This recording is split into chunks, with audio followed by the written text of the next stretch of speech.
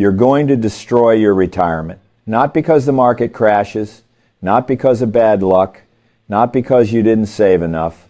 You're going to destroy it because of what you do during the crash. And you have no idea it's coming.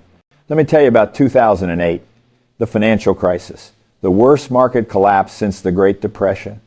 The S&P 500 dropped 37% in 1 year. $50 trillion in wealth evaporated. And what did the average investor do? They lost 39%. You're sitting there thinking, that's about the same. Wrong. Dead wrong. Because while the market recovered every penny by 2013, the average investor, still underwater, still bleeding, still broke. Why? Because they tried to time it. They jumped out at the bottom, they jumped back in at the top, and they destroyed their retirement doing it. That's not investing. That's financial suicide. For 70 years, I've watched investors make the same catastrophic mistake over and over again. They try to time the market, and it destroys them every single time. Today, I'm going to show you why market timing, especially in retirement, is the single deadliest financial mistake you can make. Not just why it doesn't work, but why you're wired to do it anyway and how to stop yourself before it's too late. Here's a number that should stop your heart. Between 1996 and 2015, if you stayed fully invested in the S&P 500, just sat there and did nothing, you earned 8.2% per year. But if you missed just the 10 best days in the market, just 10 days out of nearly 5,000 trading days, your return dropped to 4.5%. Half your returns, gone. Missed the 20 best days, you're down to 2.1%. Missed the 30 best days, you lost money while the market doubled. 30 days out of 20 years. That's 0.6% of all trading days. And here's the part that should terrify you. Those best days, they always come right after the worst days. March 9th, 2009. The market bottomed after the financial crisis. Then it jumped 10% in 1 day. If you sold in fear the week before and went to cash, you missed it forever. You can't get it back, ever. 6 of the 10 best days in the last 30 years happened within 2 weeks of the 10 worst days. So if you're trying to avoid the bad days, if you're trying to get defensive and wait for stability, you guarantee you'll miss the good days. You can't have one without the other. This is why market timing doesn't just underperform, it destroys. Let me show you what this looks like in retirement. Real dollars, real devastation. You retire at 65 with $1 million. You need it to last 30 years. Scenario 1, you stay invested.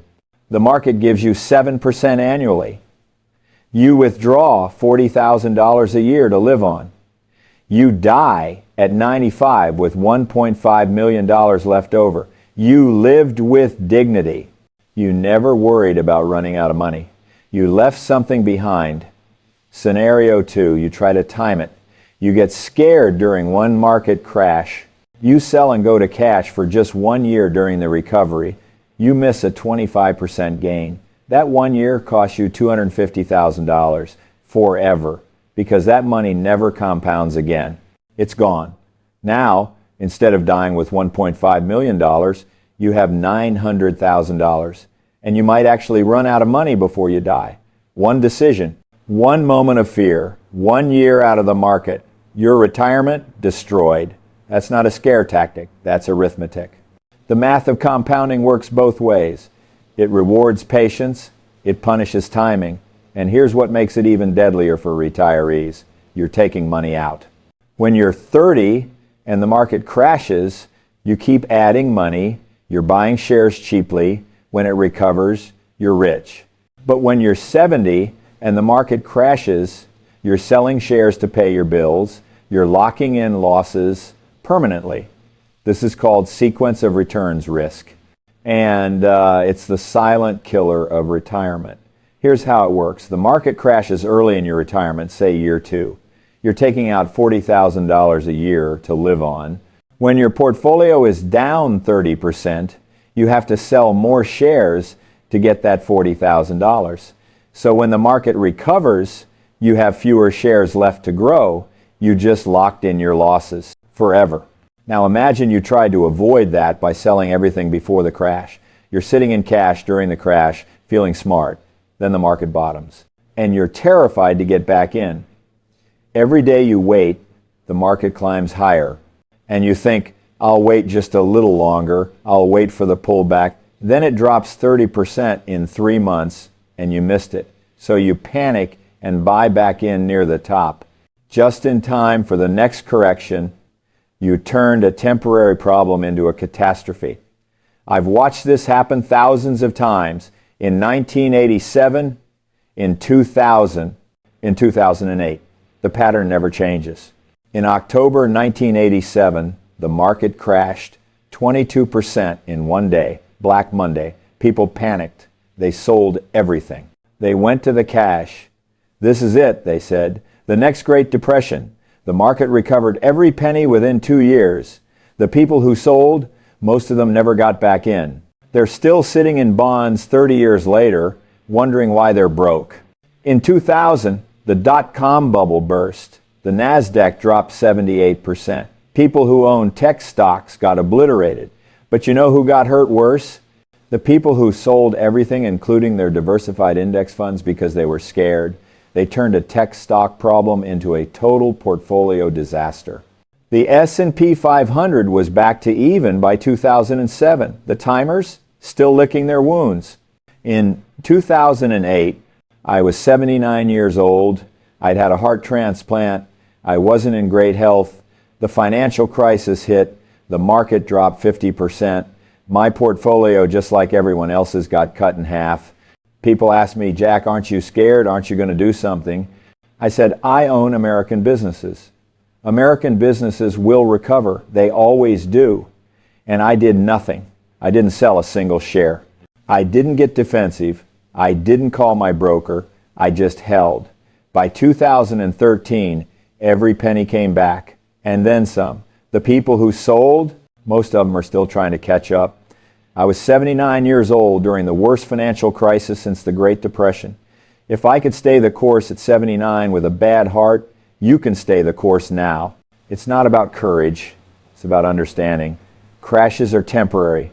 Recoveries are permanent. The only way to lose is to sell. Now, let me show you what the professionals won't tell you. They can't time the market either. Over the 20 years ending in 2018, tactical allocation funds, the ones that move in and out of stocks based on market conditions, underperform simple buy and hold strategies 82% of the time. 82%.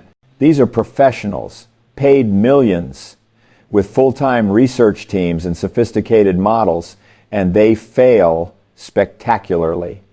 Your advisor thinks he can do it with his quarterly newsletter and his gut feeling. He can't. Nobody can.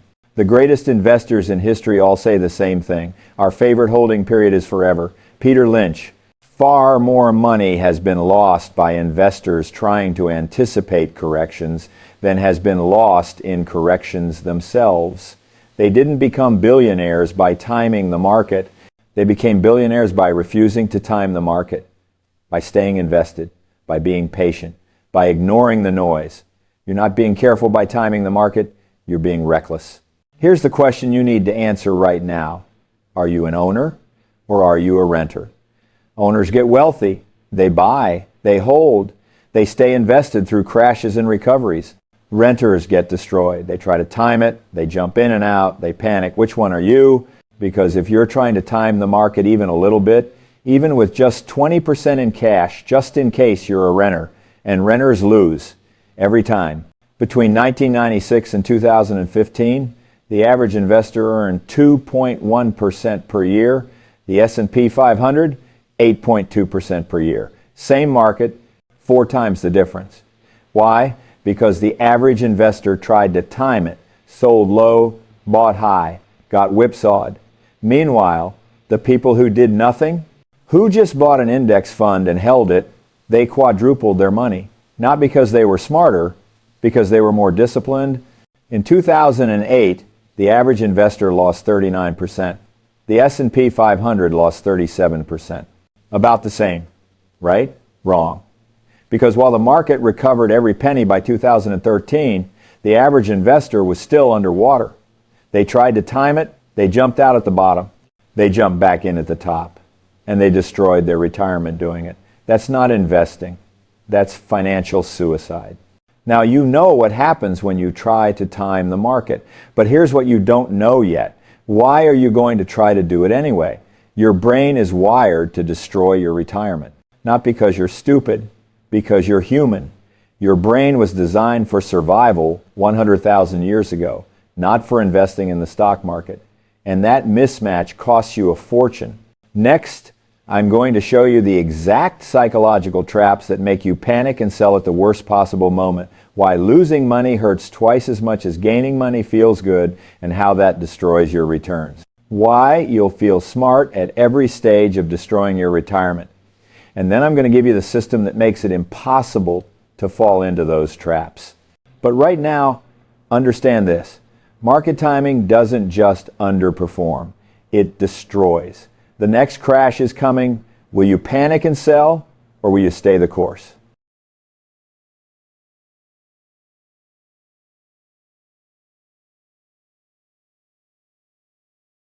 Now, let me tell you why you're wired to fail at this. It's not your fault. Your brain is working exactly as designed. The problem? Your brain was designed for survival, not for investing in the stock market, and that mismatch is costing you a fortune. Time is your friend, impulse is your enemy. I've been saying that for 50 years, and for 50 years, investors have ignored it. Because impulse feels right. Impulse feels like action. Impulse feels like you're protecting yourself, but impulse destroys wealth. Let me show you exactly how. Here's what happens in your brain when the market crashes. Your portfolio drops 20%. Your ancient survival instinct sees that as a threat, a predator, something that will kill you. Your body floods with cortisol and adrenaline, fight or flight. And your rational brain, the part that knows the market always recovers, gets shut down. You're no longer thinking, you're reacting. And your reaction is always the same: get out, run, survive. So you sell, you just let a survival instinct designed for the African savanna destroy your retirement. This is why I've always said the investor's chief problem, and even his worst enemy, is likely to be himself. Not the market, not the economy, not some external force. You, your fear, your impulse. You need to do something. That's what destroys your retirement. Let me show you the specific traps your brain sets for you. Trap number 1, loss aversion. Losing money hurts about twice as much as gaining money feels good. That's not opinion. That's neuroscience. It's how your brain is wired. You lose $100, you feel it twice as hard as if you'd gained $100. That asymmetry makes you do insane things. In 2008, the market was down 40%. People were terrified it would drop to 50% or 60%. So they sold. They locked in a 40% loss to avoid a possible bigger loss. Even though every ounce of historical data said the market would recover, their brains made them take a guaranteed catastrophic loss to avoid an uncertain worse loss. That's not rational. That's loss aversion, and it cost them everything. Because the market bottomed at 50% down, then recovered every penny by 2013. The people who sold at 40% down, they never got back in. They're still broke. Loss aversion made a temporary paper loss permanent. Trap number 2, recency bias. Your brain assumes that whatever just happened will keep happening. The market crashed last month. Your brain says it will crash again next month. The market rallied for 3 years. Your brain says it will rally forever. This is why people sell at bottoms and buy at tops. In 2009, after the market had dropped 50%, investors were convinced it would drop another 50%. So they sold everything, moved to cash, protected their remaining wealth. The market proceeded to rally 70% in 1 year. They missed it, all of it. In 1999, after the market had tripled in 5 years, investors were convinced it would triple again. So they poured everything into tech stocks at the peak. The NASDAQ crashed 78% over the next 2 years. They lost everything. Same brain malfunction, different decade. Recency bias makes your brain extrapolate the recent past into the future. But the market doesn't work that way. The market is mean reverting. When it's way down, it goes up. When it's way up, it corrects. Your brain can't accept this. So it keeps making the same mistake over and over. Buying funds based purely on their past performance is one of the stupidest things an investor can do, but it's exactly what recency bias makes you do. Trap number 3, the illusion of control. When the market crashes, you feel helpless. You're watching your life savings evaporate.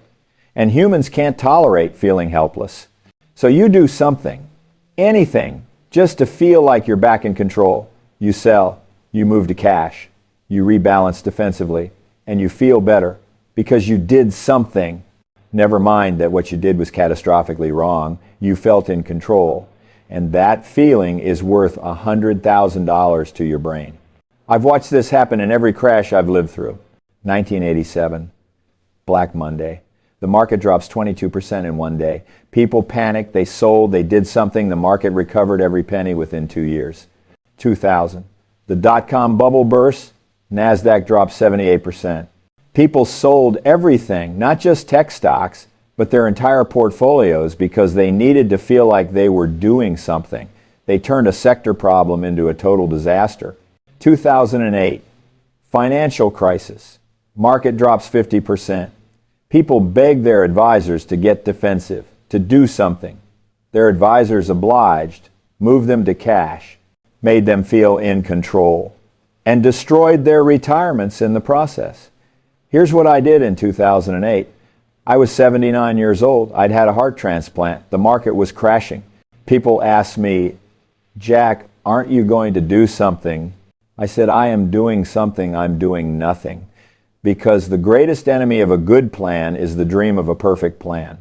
I had a plan, own the market, hold forever, never sell. It wasn't exciting. It wasn't active. It didn't make me feel in control. But it worked. The people who did something, most of them are still trying to recover. Trap number 4, the certainty trap. Uncertainty is unbearable for the human brain. We'll do almost anything to escape it. And the market is pure uncertainty. Nobody knows if tomorrow will be up or down. Nobody knows if next year will be good or bad. I haven't the faintest idea what the stock market is going to do next month, next year, or 10 years from now. And neither does anybody else. But that uncertainty makes you desperate for someone who claims to have answers. Enter the market timer, the tactical allocator, the expert with the proprietary model. They offer you something precious, certainty. The market is overvalued. We're moving to cash. Ah, relief. Someone knows what to do. The uncertainty is gone, except it's not gone. It's just been replaced with a different uncertainty. When do we get back in? And now you're stuck. You're in cash. The market is rallying, and your advisor is still waiting for a better entry point. You traded the uncertainty of staying invested for the uncertainty of timing your reentry. And the second uncertainty is far more expensive. Because here's the only real certainty in investing. The market goes up over time if you stay invested. That's it. That's the only thing you can count on. Everything else, when it will crash, when it will rally, which stocks will win, all of that is uncertain. But the long-term direction, up, always has been, always will be.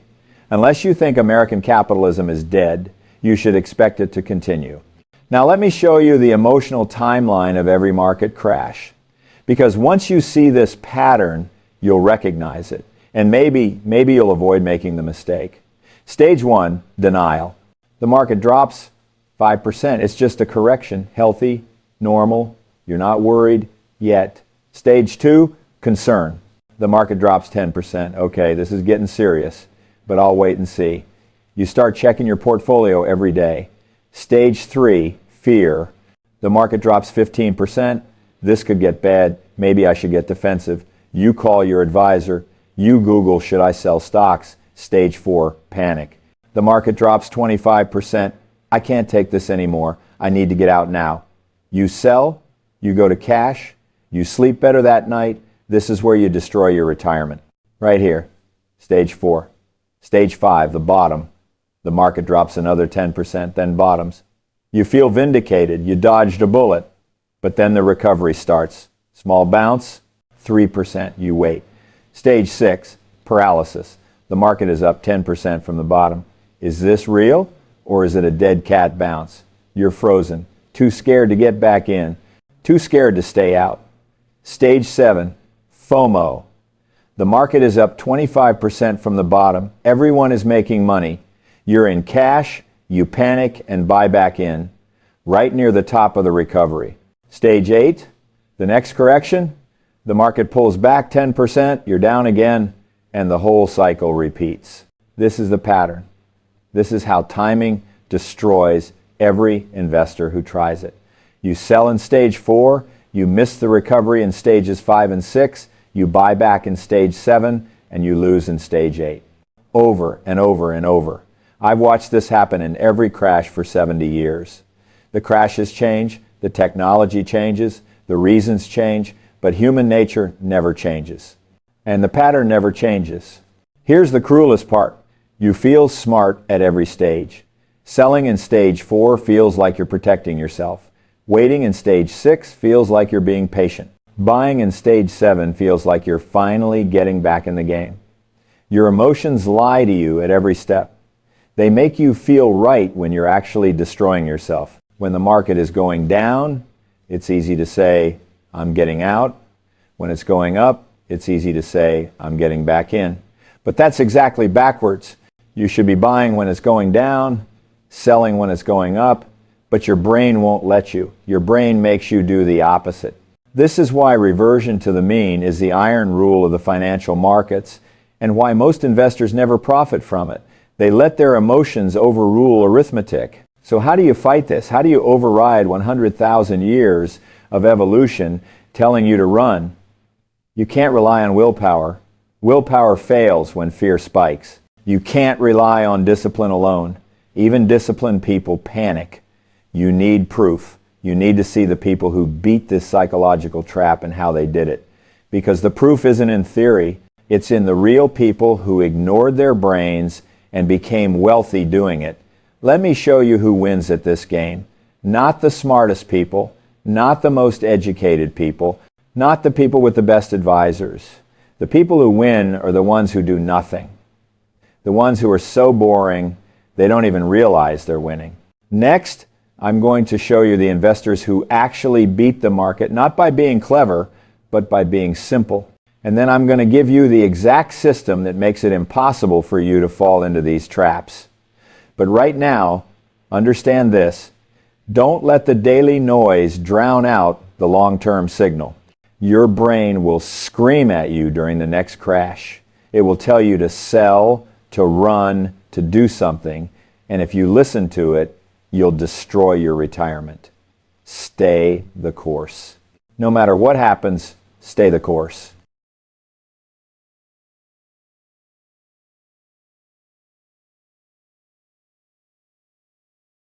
Now let me show you who actually wins at this game. Not the smartest investors, not the most educated, not the ones with the best advisors or the fanciest strategies. The winners are the ones who do nothing. And I can prove it. In the early 2000s, Fidelity did an internal study. They wanted to know which accounts had the best performance over the previous decade. They had millions of accounts, billions of dollars, every kind of investor you can imagine. Active traders, passive holders, young, old, rich, poor. They ran the numbers. You know what they found? The best performing accounts belonged to people who forgot they had them. Dead people. People who moved and never updated their address. People who opened an account in 1985 and never logged in again. They didn't trade. They didn't rebalance. They didn't optimize their allocation. They didn't read the quarterly newsletters. They just left it alone for 10 years, 20 years, 30 years. And they beat everyone. They beat the active traders. They beat the tactical allocators. They beat the people who checked their accounts every day and stayed on top of their investments. Dead people. Doing nothing. And they won. This study should be carved in stone at the entrance of every financial institution in America, because it proves everything I've been saying for 50 years. The stock market is a giant distraction to the business of investing. The more you look at it, the more you tinker with it, the more you try to optimize it, the worse you do. Don't just do something, stand there. That's not a joke. That's the secret. The people who stood there, who did literally nothing for decades, crushed everyone who was actively managing their money. Not by a little, by a lot. Now let me tell you about Ronald Read. Ronald was a gas station attendant and part-time janitor in Brattleboro, Vermont. He worked those jobs his entire life. Never made more than $20,000 a year, drove the same old pickup truck for decades, wore the same flannel shirts, lived in the same small house. Nobody paid attention to Ronald.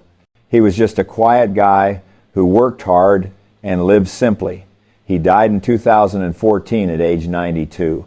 His estate, $8 million. $8 million from a janitor's salary. How? He bought dividend-paying blue-chip stocks starting in the 1950s. AT&T, General Electric, Procter & Gamble, companies that made things, sold things, earned profits, and he never sold them. Through Black Monday in 1987, market dropped 22% in one day. He held. Through the dot-com crash in 2000, NASDAQ dropped 78%. He held. Through the financial crisis in 2008, market dropped 50%. He held. He just held for 60 years. He didn't have a fancy strategy. He didn't rebalance quarterly. He didn't tactically allocate. He bought. He held. He ignored everything. And he died a multimillionaire. Meanwhile, during those same 60 years, sophisticated investors with MBAs and financial advisors and dynamic asset allocation models, most of them are broke at 92 because they were too smart for their own good. They traded, they timed, they tried to be clever, and they destroyed their wealth doing it. Ronald Read wasn't smart. He was disciplined. And discipline beat intelligence by $8 million. Now, Ronald didn't have access to index funds. He bought individual stocks. But he followed the same philosophy I've been teaching since 1975. Buy good businesses, hold them forever, ignore the noise. The winning formula for success in investing is owning the entire stock market through an index fund and then doing nothing but staying the course. Ronald did it with individual stocks. You can do it even easier with one simple index fund, but the principle is the same: buy, hold, forever. Here's another way to see this. Between 1926 and 2018, the stock market had positive returns in 73 out of 93 years. That's 78% of the time. But if you were trying to time it jumping in and out, you had to be right twice. When to get out, when to get back in. Miss the timing by even a few weeks, you destroy your returns. This is why the average equity investor earned just 3.88% per year from 1998 to 2018, while the S&P 500 earned 5.62% per year over the same period, same market, 45% less wealth. Why? Because they tried to be clever, they traded, they timed. They thought they could beat the system. The system beat them. The people who did nothing, who just owned an index fund and held it, they captured the full 5.62% and compounded it for 20 years. On a $500,000 portfolio, that's the difference between ending with $1.5 million or $1.05 million, $450,000. Lost to activity. Now let me show you the machine I built to make this automatic. In 1975, I created the first index fund. Wall Street laughed at me. Called it un-American, called it Bogle's folly. They said I was settling for mediocrity, that I was giving up on the American dream of beating the market. Here's what they didn't understand. You can't beat the market. You are the market. Don't look for the needle in the haystack, just buy the haystack. So I built a fund that owns everything, every stock in the S&P 500, all at once. No stock picking, no market timing, no manager making tactical decisions, just owns the entire market forever. The ultimate discipline machine. Here's what happened over the next 40 years. The index beat 82% of actively managed funds. Over 10 years, 85% of active funds lost to the index. Over 20 years, 92% of active funds lost to the index. Over 30 years, 95% of active funds lost to the index. 95%. These are professionals, paid millions of dollars, with research teams, with sophisticated models, with decades of experience. And they lost spectacularly, not because they weren't smart, because they tried to be clever, they traded, they timed, they picked stocks, they tried to beat the market, and the market destroyed them. The boring index fund, the one that just sits there doing nothing, crushed them all.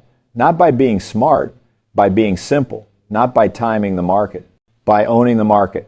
In investing, you get what you don't pay for. The index fund charges almost nothing, does almost nothing, and beats almost everyone. That's not an accident. That's the entire point. Now let me show you what this looks like over a real retirement. You retire at 65 with $750,000. Simple allocation, 60% stocks, 40% bonds. You withdraw $35,000 a year to live on, adjusted for inflation each year, years 1 to 5. Market is good.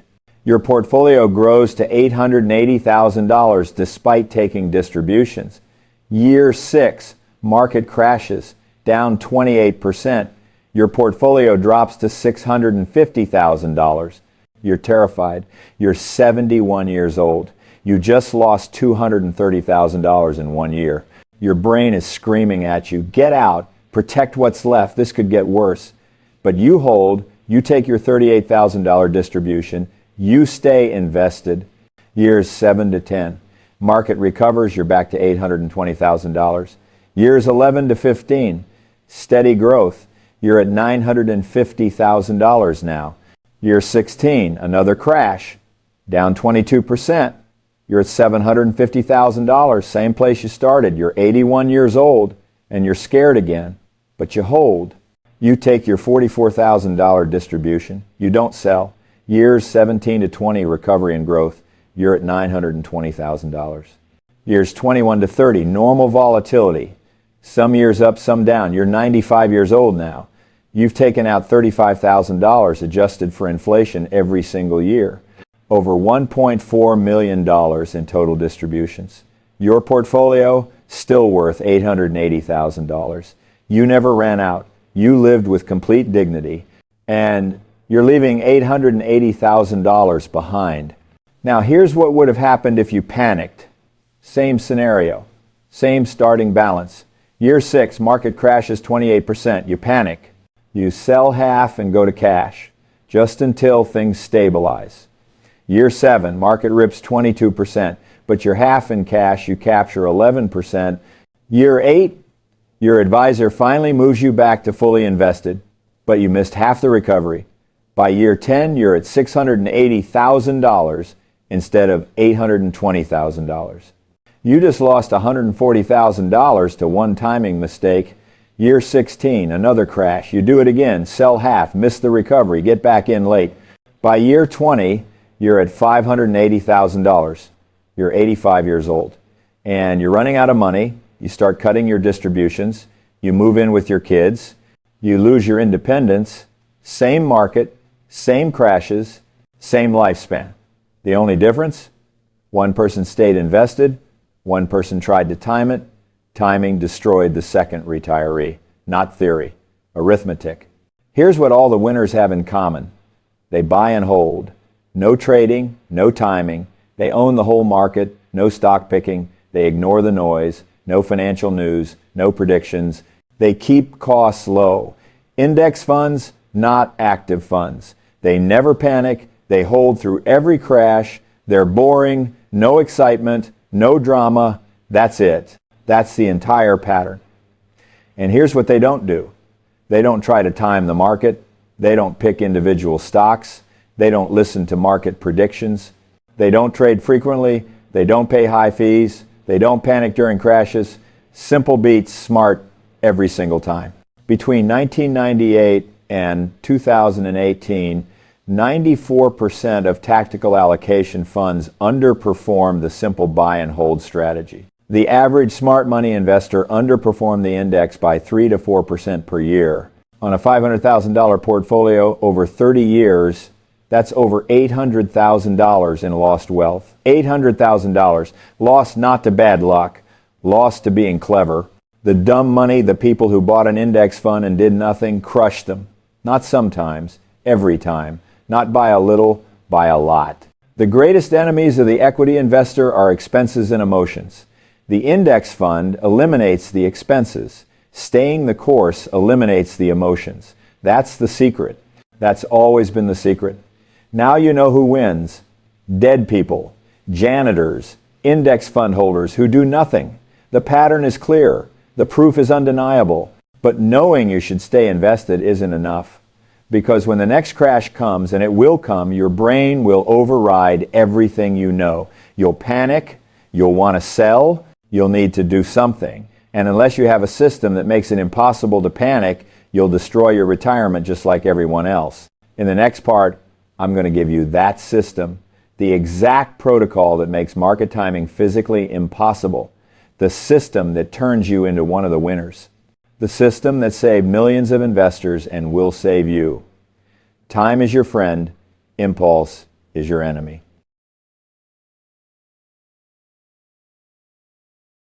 Now you know who wins. You know the pattern. But knowing you should stay invested isn't enough. Because when the next crash comes, and it will come, your brain will override everything you know. You'll panic. You'll want to sell. You'll need to do something. And unless you have a system that makes it impossible to panic, you'll destroy your retirement just like everyone else. You can't rely on willpower. Willpower fails when fear spikes. You can't trust discipline alone. Even disciplined people panic when their portfolio drops 30%. You need a system that runs on autopilot when your brain is screaming at you to sell. A system so simple you can't screw it up. So boring, you can't outsmart it. Let me give you that system now. Step 1, set your allocation. Once, forever. Your allocation is based on two things only. Your age and your risk tolerance. That's it. Not based on whether the market seems high. Not based on whether your advisor thinks we're due for a correction. Not based on what you read in the Wall Street Journal. Your age, your risk tolerance, done. Here's my classic rule. Your age in bonds. Age 65, hold 65% bonds and 35% stocks. Age 70, hold 70% bonds and 30% stocks. That's conservative. Very safe. You'll probably die with money left over. Want to be more aggressive? Fine. 60% stocks, 40% bonds at age 65. 50 over 50 at age 70. 40% stocks, 60% bonds if you're very conservative. Pick one, write it down. That's your allocation. Forever. Now here's the critical part. You can change your allocation if your life changes. You get diagnosed with a terminal illness, move to more bonds. You won't need long-term growth. You inherit $2 million, you can afford more stocks. You have a bigger cushion. Your spouse dies and your expenses drop in half, that changes your needs. Those are legitimate reasons to adjust. But the market feels scary? Not a reason. Stocks seem expensive? Not a reason. My advisor thinks we should get defensive? Definitely not a reason. The idea that a bell rings to signal when investors should get into or out of the market is simply not credible. Nobody knows when to get in, nobody knows when to get out. So you set your allocation based on your life, not on market conditions. And you never change it based on fear. The greatest enemy of a good plan is the dream of a perfect plan. You don't need perfect. You need good enough, and you need to stick to it. Step 2, rebalance once a year. No more, no less. This is the only market timing that actually works. And it's not even really timing, it's mechanical. Here's how it works. You start with 60% stocks, 40% bonds. Stocks have a great year. Now you're 68% stocks, 32% bonds. Once a year, pick a date. Any date you rebalance back to 60 over 40. Sell 8% of your stocks, buy 8% more bonds. You just sold high automatically. Next year, stocks crash. Now you're 52% stocks, 48% bonds. You rebalance, sell 8% of bonds, buy 8% more stocks. You just bought low, automatically. You didn't predict anything. You didn't time anything. You just followed a rule. And over 30 years, that simple rule adds about 0.5% to your annual return. That's $75,000 to $125,000 on a $500,000 portfolio. For following a rule once a year, here's the key. Once a year. Not quarterly, not monthly, once. Why? Because more frequent rebalancing doesn't help. Studies prove it. And more frequent rebalancing means you're looking at your portfolio more often, which means more opportunities to panic. The stock market is a giant distraction to the business of investing. The less you look at it, the better you'll do. Pick a date. Your birthday, January 1st, the anniversary of your retirement. I don't care which date. Just pick one. Put it on your calendar. On that day, you spend 15 minutes rebalancing. That's it. That's your entire active management strategy. 15 minutes. Once a year. The rest of the time, you ignore your portfolio completely. Don't peek. Step 3, take distributions from whatever is up. You need $40,000 a year to live on. Where does that money come from? Here's the rule. Take it from whatever asset class went up that year. Stocks are up this year and bonds are flat. Take your $40,000 from stocks. Bonds are up and stocks are down. Take your $40,000 from bonds. Both are up. Take proportionally from each to maintain your allocation. This simple rule solves the sequence of returns problem because you're never forced to sell stocks at the bottom. In 2008, stocks crashed. You took your distribution from bonds. Stocks had time to recover. By 2013, stocks had recovered and were up 32% for the year. You took your distribution from stocks. You captured that gain. Simple, automatic. No predictions required. Time is your friend. Impulse is your enemy.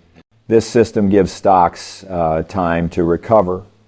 And it removes impulse. You're not making decisions in panic. Step 4, the 48-hour rule. This is your emergency brake. Even with a system, you'll feel the urge to sell during crashes. Your brain will scream at you. This time is different. The world is ending. Get out now. When that happens, you cannot sell the same day. You must wait 48 hours before doing anything. Here's the protocol. You feel the urge to sell? Fine. Write it down. Put it in a drawer. Wait 48 hours. If you still want to sell after 48 hours, call someone you trust.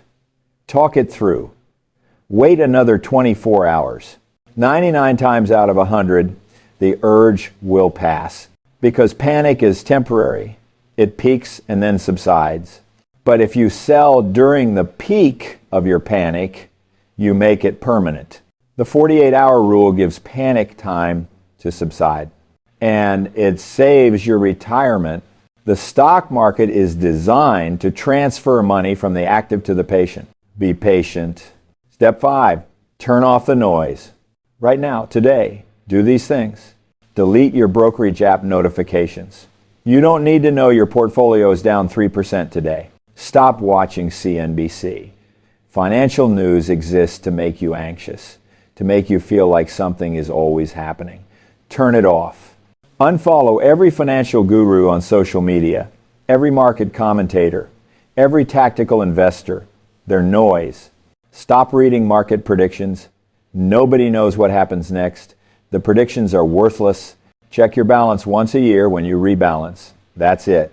Don't peek. The stock market is a giant distraction to the business of investing. Every time you check your balance, you're creating an opportunity to panic. Every headline you read is temptation to do something stupid. Every notification is anxiety. Turn it all off and go live your life. See your grandkids, read a book, travel, garden, watch sports. Literally anything except obsess over your portfolio. Because obsessing doesn't help. It just makes you anxious. And anxiety makes you do stupid things. Step 6, write your commitment letter right now. This is the most important step. Right now. Today. Before you do anything else, write yourself a letter why you're staying invested, what you learned, what you'll do during the next crash. Here's what mine says. I am invested for the long term. I know the market crashes periodically. I know it always recovers. I know timing doesn't work. I know my worst enemy is my own fear. I will not sell during crashes. I will stay the course. 37 words. That's all you need. Or even simpler, 3 words. Stay the course. Print it out, sign it, date it, put it somewhere visible. When the next crash comes and you're panicking and thinking about selling, read that letter. It will remind you what you knew to be true when you weren't panicking. It's a message from calm you to panic you, and it will save you. Now let me give you your crash protocol, because the crash is coming, and when it does, you need to know exactly what to do. Here's your protocol. The market drops 20% in a month. Your portfolio is down $150,000. Step 1, close your brokerage app. Do not look at your balance again for a week. Step 2, turn off CNBC. Stop reading financial news. Stop Googling, is this the next depression? Step 3, read your commitment letter, the one you wrote yourself. Remind yourself why you're staying invested. Step 4, go live your life. See your grandkids. Go for a walk. Read a book. Do literally anything except obsess over your portfolio. Step 5, do absolutely nothing to your investments. Don't sell. Don't get defensive. Don't call your advisor to discuss options. Nothing. Zero. Nada. That's the protocol. 5 steps. And step 5 is the most important. This protocol removes emotion from the equation. You're not trying to be brave. You're not trying to stay calm. You're just following a protocol, a checklist. Pilots don't stay calm during emergencies. They follow protocols, checklists that tell them exactly what to do. You need the same thing. When the crash comes, you're not making decisions. You're following your protocol. And your protocol says do nothing. The courage to stay the course is not bravery. It's simple arithmetic. Here's why this system works. It's simple. Simple allocation. Simple rebalancing. Simple distributions. Simple rules. Every decision is made in advance. When you're calm, when you're rational. So when the crash comes and you're terrified, you don't have to think. You don't have to decide. You just follow the system. The system doesn't panic. The system doesn't get scared. The system just runs. And 30 years later, you're wealthy. Not because you were smart, because you built a system that was smarter than your emotions. This system is boring. You set it up once. You check it once a year. The rest of the time, you forget about it. New excitement, new drama, new decisions. Just slow, steady, inevitable wealth accumulation. Most people can't handle that. They need excitement. They need to feel like they're doing something. And that need for excitement costs them hundreds of thousands of dollars. You know what's exciting? Having $1.2 million at age 85 while your friends who actively manage their portfolios are broke? That's exciting.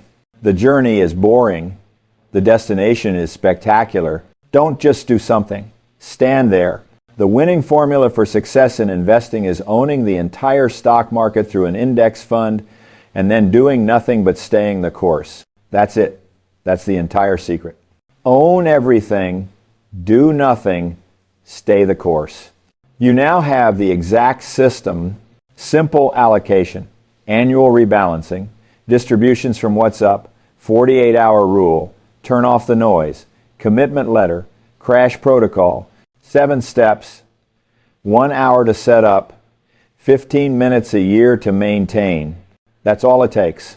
But having the system isn't enough. You have to actually use it, and when the next crash comes, and it will come, everything you just learned will be tested. Your brain will scream at you to sell. Your neighbors will panic. Your advisor might waver. That's the moment.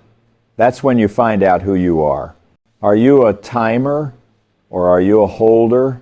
Are you going to panic, or are you going to stay the course?